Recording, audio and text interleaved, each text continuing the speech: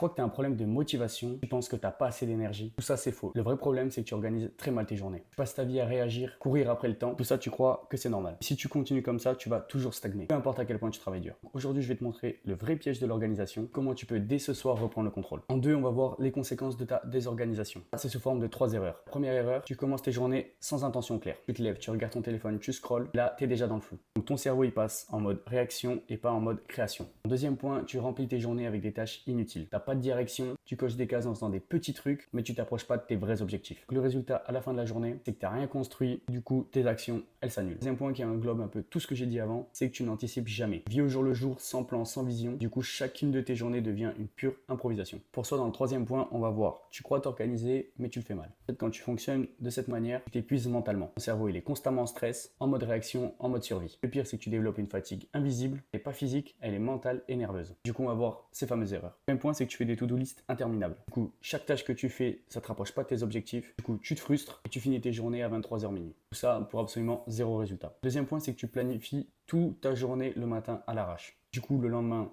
tu peux te lever tard parce que tu n'as rien prévu. Tu planifies en vite fait, donc du coup, tu n'es pas sûr de ce que tu fais vraiment. Comme juste avant, du coup, aucun résultat. Du coup, le problème qui englobe le tout, tu as zéro structure solide. Donc, tant que tu ne changes pas ta manière d'aborder ta journée, tu ne changeras jamais rien dans ta vie.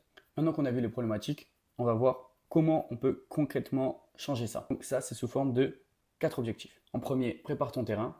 En deuxième, cadre ton réveil. Cadre ton mental et sois stratégique. Pour le premier point, prépare ton réveil. Choisis 3 priorités pour ton lendemain et du coup, tu dois les préparer la veille, comme je viens de le dire. Et tout ça, ça te fera gagner en clarté et tu auras un meilleur objectif. En deuxième point, cadre ton réveil. Toutes les petites tâches inutiles qui te font perdre du temps le matin, fais-les la veille.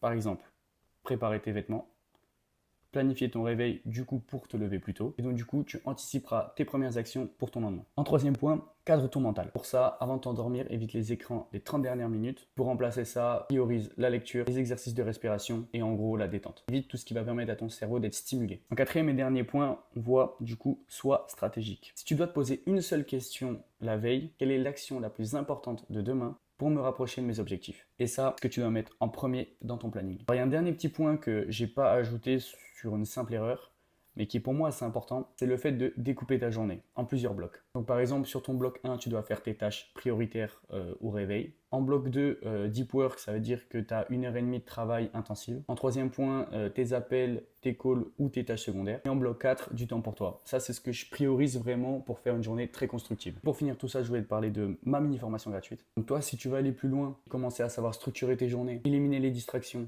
construire ton temps comme un pro, clique sur le lien en description et tu peux commencer dès aujourd'hui, c'est 100% gratuit. Alors je préviens, c'est pour les gens qui veulent vraiment changer et pas pour les rêveurs. Voilà, nous on a répondu à la problématique, tu organises mal tes journées et voilà pourquoi. Et nous on se retrouve dans une prochaine vidéo.